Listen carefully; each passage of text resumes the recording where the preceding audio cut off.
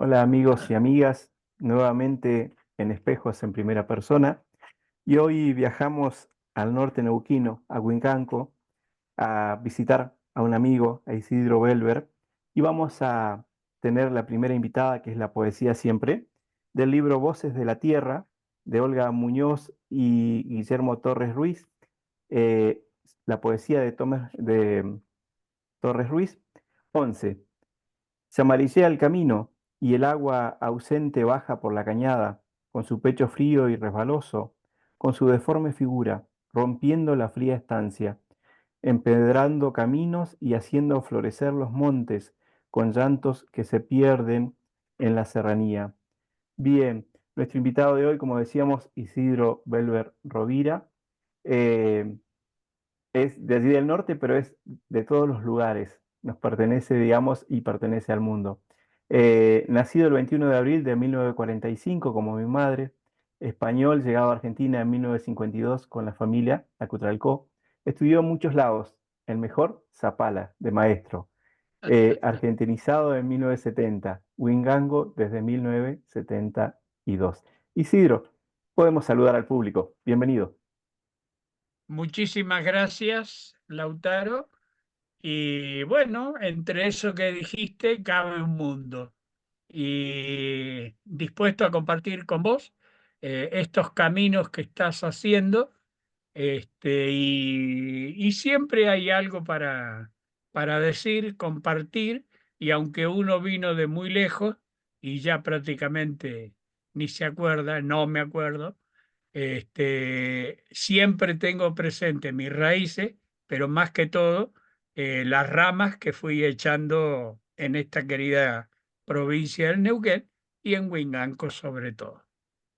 Claro que sí. Yo sentí hablar de Isidro hace mucho tiempo, pero tuve la suerte de conocerlo hace muy poquito en persona, de cruzar algunas palabras allí en Las Ovejas.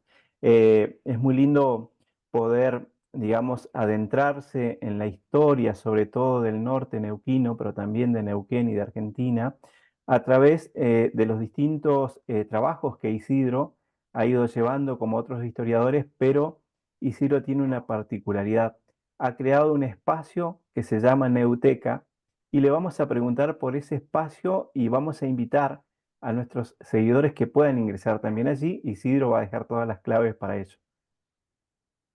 Bueno, sí, efectivamente, fue un gusto de que en un perdido lugar como Las Ovejas, primero de todo hubiera una feria del libro con tanta importancia como fue ese año en Las Ovejas y con un querido amigo y su esfuerzo que se nos fue, Vicente Godoy. Y sí, compartimos ahí, la verdad que me quedé admirado de tus laburos desconocidos para mí, como somos todos un poco desconocidos hasta que mostramos los bigotes. Y bueno, de ahí en adelante, como yo te decía, estos mundos me lo definió una vez muy bien mi madre cuando me vino a visitar acá donde yo ya hacía años estaba viviendo, y ella me dijo una frase que se me quedó grabada siempre: hijo, pero tú elegiste vivir en un lugar donde naciste. O sea, el lugar que elegí me estaba reflejando, como lo dice tu título, el espejo de aquel pueblo lejanísimo que conocí más tarde en fotos, pero que estaba dentro mío, ¿no? Así que yo me siento de este mundo recorrido, pero aquí es donde yo tengo mi rey, ¿no? Claro, Y como, perdón, ¿no? Pero como decía, desde aquí hice muchos trabajos, entre los cuales una que me trajo acá a la zona fue una vocación en su momento, una vocación religiosa, una vocación de dedicación como sacerdote en la misión acá del norte neuquino, todo el norte, pero con centro en Andacollo. Pero ya, como yo te decía en la biografía, en Zapala yo ya tenía mi vocación futura, que era ser maestro. Ahí me recibí de maestro, estudié, y a lo largo de los años, cuando uno va cambiando, deja unos caminos para encarar por otro lado, ese titulito hermoso me sirvió para emprender una nueva vida aquí en Winganco, con una familia, con mis hijos, con todas las amistades que fui cosechando. Y fruto de ese ser maestro nace lo que vos bien nombraste como Neuteca. Neuteca es un espacio donde yo, gracias a la técnica, que si no, no hubiéramos podido, otros, muchos, como a vos te pasa, hacen imprimir sus libros, los difunden, los llevan, los promocionan, vuelven a hacer más libros y van mostrando todo su ser a través de sus obras. Como acá los medios son muy pocos, se me dio esa oportunidad de que a través de Google tenía un lugar que precisamente se llama CITES, ofrecido para los maestros del mundo que trabajaran con sus alumnos en el aula. Y yo le busqué la vuelta como que mis alumnos estaban desparramados en el aire. Así que fui haciendo aulas, le puse un nombre a cada una, pero en general toda esa gran escuela que fui haciendo, lo fui haciendo como una biblioteca y le puse Neuteca, Biblioteca del Neuquén, Neuteca, de biblioteca y de Neuquén. Y ahí tengo resumido, que a disposición de cualquiera que quiera entrar, todos mis trabajos, y no solo los míos, sino como en cualquier biblioteca, vos te vas enriqueciendo con los trabajos de los libros que vas consiguiendo.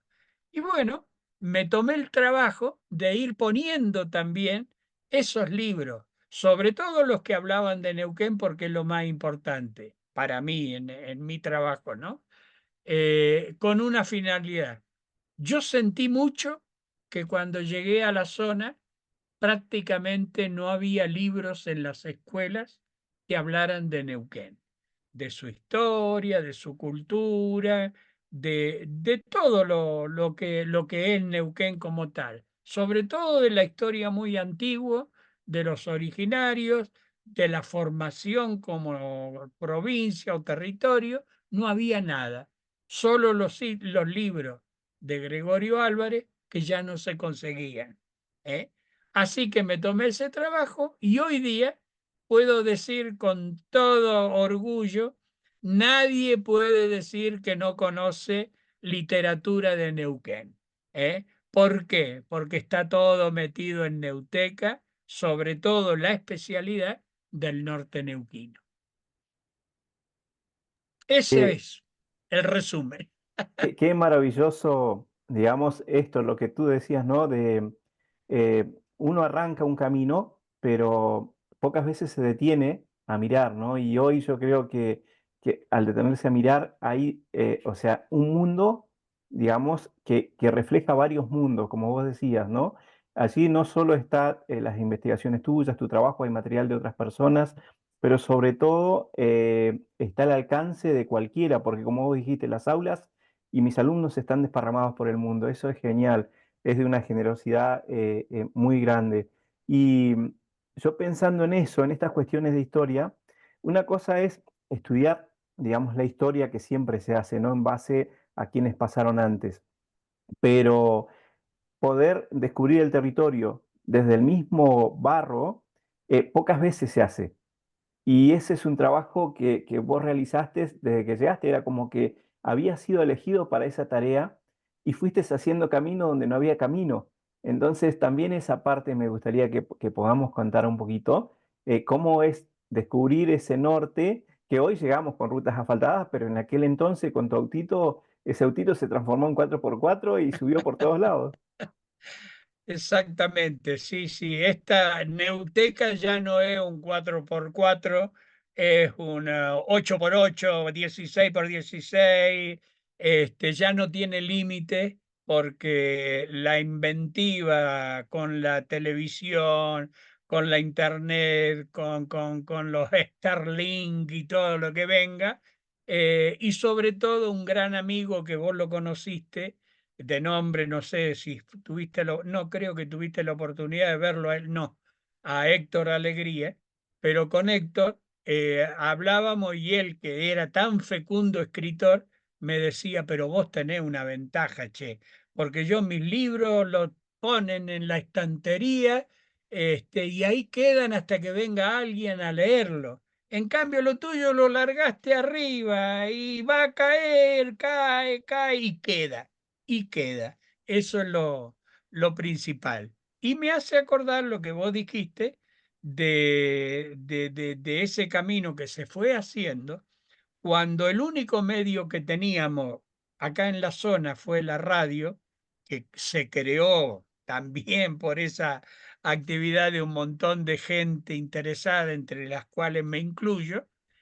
eh, en la época que empezaba la democracia, cuando empezaba a irse la sombra, había una serie, como un mandato que se tenía donde aparecieron teatro abierto, escuela abierta, libro abierto, todo era como algo nuevo, como algo que se empezaba a abrir.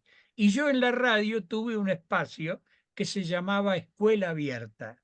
Y Escuela Abierta era un lugar como el que estás haciendo vos ahora a través de internet, de llamar gente, de hablar de temas del día, pero sobre todo con un nivel de decir, mi vocación es ser maestro, yo quiero seguir enseñando a través de la radio. Y bueno, ahora lo estoy haciendo después de muchos años a través de Internet. Y una cosa hermosa que tiene esta biblioteca es que no necesitas inscribirte, no necesitas una clave, no necesitas pagar una cuota, no tiene cooperadora, es libre totalmente. O sea, es una biblioteca libre, vendría a ser algo así, ¿no? Y hay que aprovechar estos medios que te da la modernidad, pero con ese espíritu que vos muy bien definiste antes de todos estos caminos, aprovecharlos y llevar adelante iniciativas nuevas.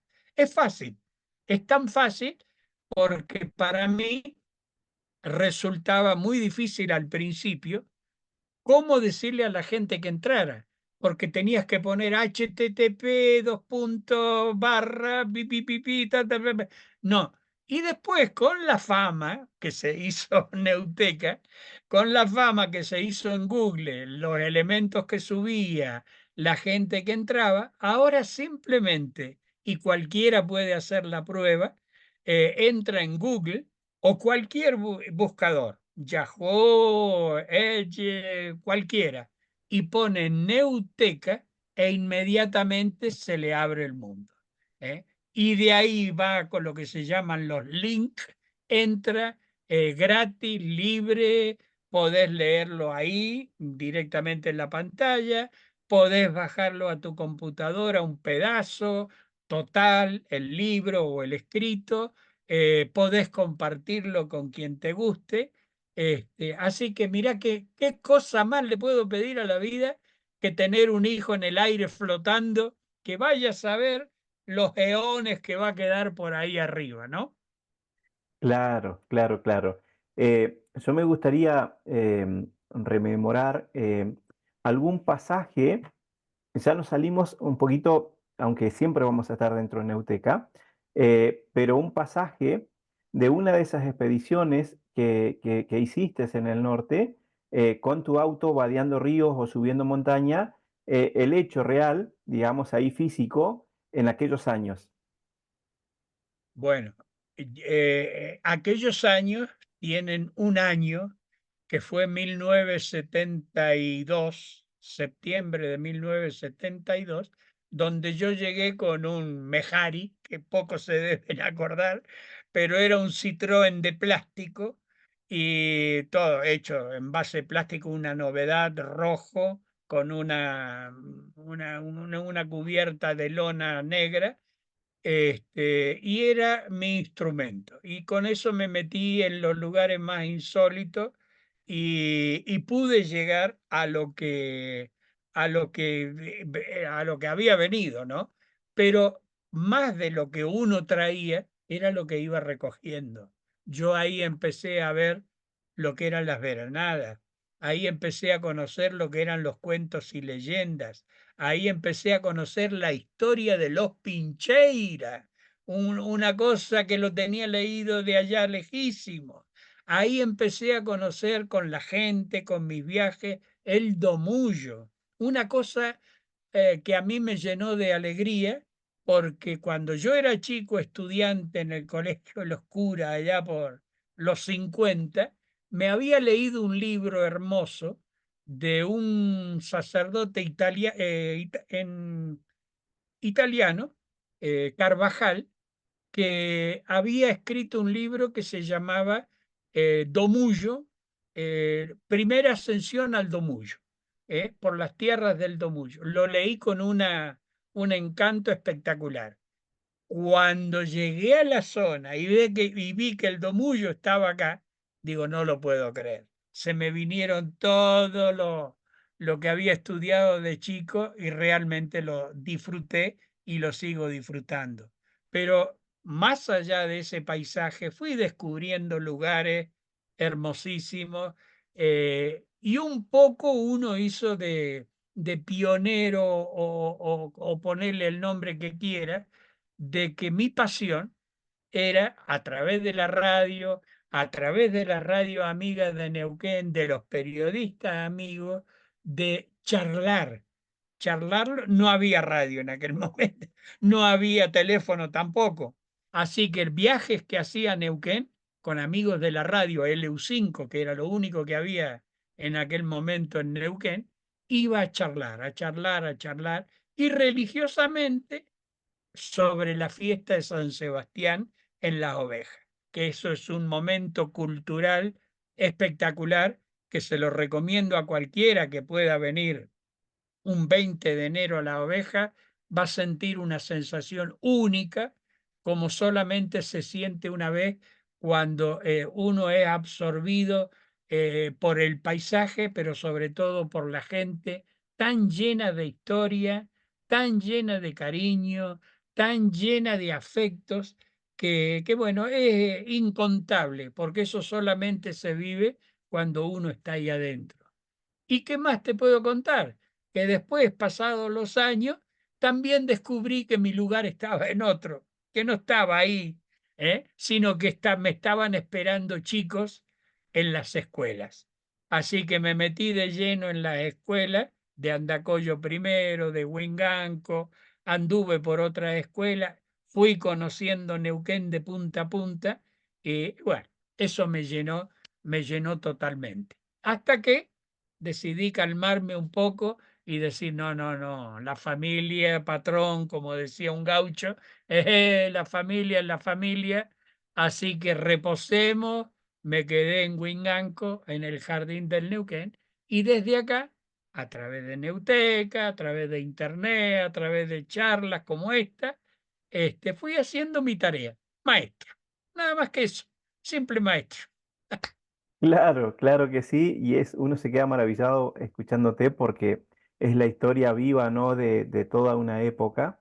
Y yo me sorprendí también cuando en un momento me compartiste un escrito y estabas haciendo un estudio sobre Currilipi, buscando, digamos, aquellos primeros escritores, ¿no? En los pueblos originarios. ¿Nos querés contar un poquito de eso? Diste en el clavo porque era uno de los temas que yo quiero explotar, digamos, de la zona, que Neuquén está todavía muy, muy como en las tinieblas saliendo, ¿no? Pero no hay un movimiento que refleje el pasado y lo promocione. Cuando yo te hablaba de Currilipi, es porque yo quedé impactado al leer primero de todo la historia del cacique Currilipi, que para los mendocinos, fíjate vos, es el primer poeta mendocino, un cacique pehuenche de 1700 y pico, donde en la literatura mendocina se lo reconoce como el primer poeta mendocino, indígena, aborigen, pehuenche. Y yo me gustó tanto, digo, pero acá hay una cosa que no cierra, porque Currilipi era de Reñileubú, y Reñileubú está en el departamento Mina, y el departamento Mina está en Neuquén. ¿Qué pasó acá?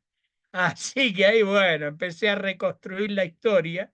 Primero de todo, la novedad de que España en 1787, 85, 87, hizo un pacto de amistad, un parlamento de amistad con los pehuenches de Malargüe, del sur de Mendoza, del norte de Neuquén, lo que conocían como Barbarco, de la zona de cordillera, cruzando hasta el Bío de Chile y hasta el límite del Agrio. Y a ese nombre, a ese conjunto de habitantes con quien pactó España a través de Mendoza, se llamó Nación Pehuenche. ¿Y quién estaba ahí? Urrilipi, que era el hijo del capo general con el cual España había pactado. Y él vivía con su tribu, con sus grupos y otros 14 caciques importantes más del Barbarco y de Neuquén, vivían en Reñileubú, que Reñileubú está acá en el Paso Pichachén, camino a Chile. Esos eran sus aduares, sus tierras, y bueno, yo digo, ¿por qué nosotros no honramos a Currilipi como el primer poeta neuquino, como el primer escritor? ¿Por qué? Cuando se hizo esa nación pehuenche, Currilipi, que ya parece que había tenido un poco de educación con los franciscanos de Chile o con los jesuitas de Mendoza, con los misioneros, sabía leer, sabía escribir y era ya un genio así, medio poeta, hizo una décima nada más, una décima donde agradeciendo ese momento de la creación de la nación pehuenche, le manda al virrey de Buenos Aires esas décimas en castellano y en mapudungun o pehuenche de aquella época. Es un tesoro. Yo lo recogí, lo pude encontrar en los libros de Mendoza y bueno, lo tengo ahí ahora ya escrito en Neuteca para disfrute de alguien que en algún momento diga, Neuquén tiene historia y tiene literatura y tiene sus primeros habitantes, son los que nos dieron esta literatura que hoy, con orgullo, decimos pehuenche, decimos originario y decimos el primer poeta del Neuquén. Esa es la historia de Currilí. Claro que sí, y es maravillosa, como también el hecho, digamos, de que, por ejemplo, tú estabas hablando de Barbarco, y es la tierra, digamos, esa zona, ahí de las ovejas para arriba, de las cuatro banderas. Y esto por ahí, o sea, uno se encuentra a veces, digamos, cuando va a los lugares y la gente o los historiadores cuentan, digamos, cómo fue ese proceso histórico, y, y hay, por suerte, nuevos estudios que reivindican, digamos, aquello que estaba perdido. Y en eso hay un trabajo importante, tanto de Carla Manara sobre los Pincheira, como tu trabajo que venía siendo muy fuerte, ¿no? Es así y fue como yo te decía al principio, descubrí por qué, pero fíjate cómo descubrí el tema de los Pincheira, porque acá en la época que llegué el 72 no había radio argentina, lo único que se escuchaban eran radios chilenas, y la más cercana que teníamos era Radio Universidad de Concepción. Y todos los enero, los principios de enero, yo escuchaba que celebraban la Semana Pincheirana, ¿eh? Y festejaban los Pincheiras, las familias Pincheira, y ahí empecé a leer. Y a través de Álvarez y de otros, descubrí que los Pincheiras eran de Chile, pero que habían estado en nuestra zona, que habían tenido una participación espectacular en la zona norte del Neuquén. Y ahí me fui enterando con ellos. Y a través después de mis estudios, de lo que escribí, de lo que fui compartiendo, con Vicente, con quien compartía todos estos encuentros y hallazgos, dice, ¿sabes qué, Isidro? Esto tenemos que ponerle un nombre y difundirlo. Y de ahí salió el nombre de la Tierra de las Cuatro Banderas, que resume ese intento que uno tiene de sacar de adentro toda esa historia desconocida, la cultura, las personas, la gente, y dijimos, lo que más distingue a este espacio del Barbarco son, vamos a ponerle cuatro banderas, y las resumimos así, la bandera pehuenche, de la nación pehuenche, esta que estamos hablando, Currilipi y todo lo demás, que tiene sus colores en los guillatunes actuales. Los guillatunes siempre históricamente tuvieron sus colores azul y amarillo. El azul de la divinidad o el cielo o la altura y el azul, el amarillo de la tierra, de la cosecha, de los frutos. Y en Mapudungun, el calfu, el azul, de los calfucurá, y el amarillo, el chosmalal, o tanto el cholar, todos estos lugares de la tierra. Bueno, esa era la primera bandera, la de los pehuenches. Y a través de esa bandera contamos todas las historias que están relacionadas. Después tenemos la bandera española, porque fue la bandera que llegó a esta zona con los misioneros, con los conquistadores, desde 1600 y pico. Y tenemos el famoso viaje del padre Avesta, 1752, que fue el que le puso el nombre a nuestra provincia, a nuestro territorio, a Neuquén. Una maravilla, una odisea, la bandera española, que hoy coincidencia también amarilla, como la tierra, el rojo y todo lo demás. Y después tenemos la bandera española, la bandera chilena, la bandera chilena, de la que fuimos recibiendo culturas, historias, y recibimos junto con la española los famosos pincheiras, donde ahí se mezclan esas dos culturas, española y chilena, del otro lado de la cordillera, que fueron formando nuestro ser de acá del norte neuquino. Y nos queda la cuarta bandera, que es la bandera argentina, la que nos dio presencia, nacionalidad y un estilo de vida que, bueno, nos ampara bajo esa bandera. Así que haciendo esa imagen de las cuatro banderas, estamos resumiendo la historia del norte neuquino y la historia del Neuquén también.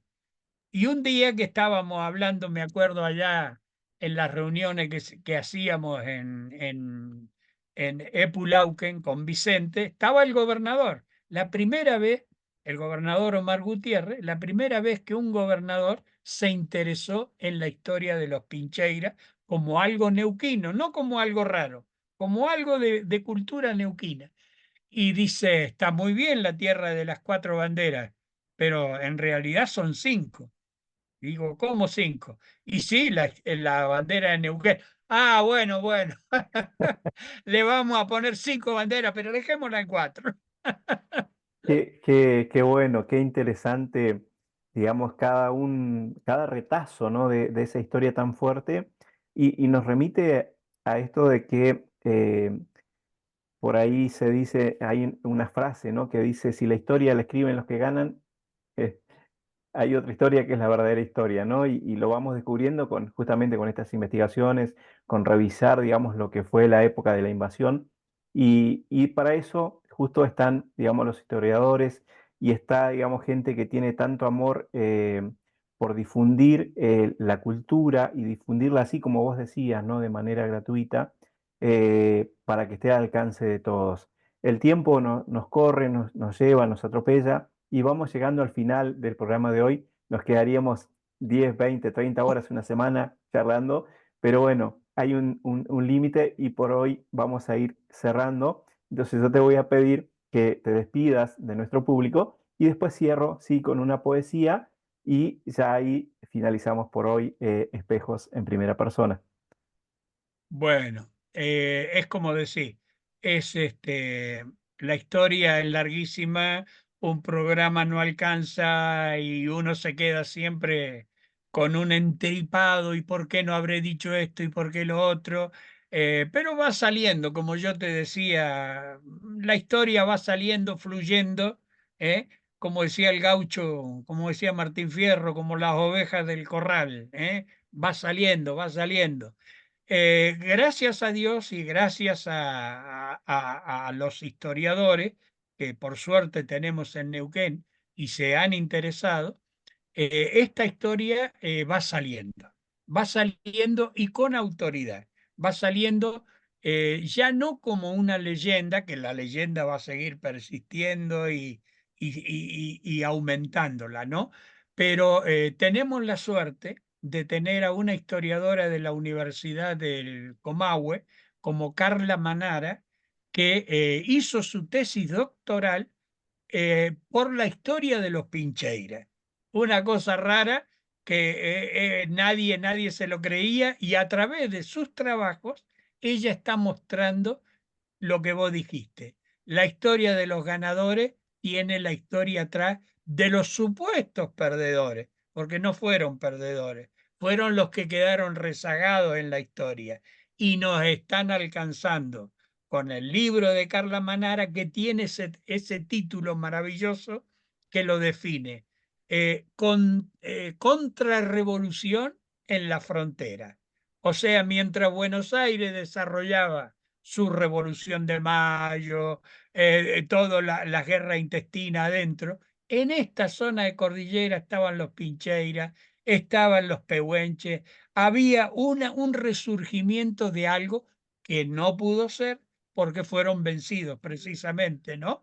Por el ejército chileno, pero es otra historia. Y esa historia está saliendo al aire. Yo te agradezco enormemente porque he podido largar un poquito nada más, un poquito de lo que tengo, pero creo que con suficiente, este, como le dice la gente de acá, al caldito, ¿viste? Le llama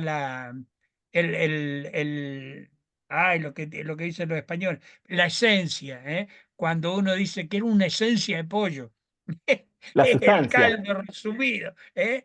la Y sustancia. bueno, la sustancia, como decían antes la gente de antes, me acuerdo de mi mamá, pero también lo viví acá, que se prestaban la grasa y se prestaban los huesos para darle la sustancia al caldo, ¿eh? Y se lo pasaban. Es Así es. real, no es una cosa de que uno, no, no, iba los chicos, mi señora se acuerda, a la vecina a pedirle la sustancia para darle sabor. Esto le estamos dando con vos y bueno, te agradezco enormemente, una maravilla tu espacio y otra vez nos volveremos a encontrar. Muchísimas, muchísimas gracias. Claro que sí, Isidro, y es así como vos decís, la sustancia está ahí. Bien, cerramos con un libro de una autora neuquina, Esterlín Miquesca, de su libro Pupilas Voraces. El festín no ha terminado. Vienen por más trozos de lágrimas, de sonrisas, de carne roja, por laberintos oscuros. Muchas gracias y hasta encontrarnos en cualquier momento.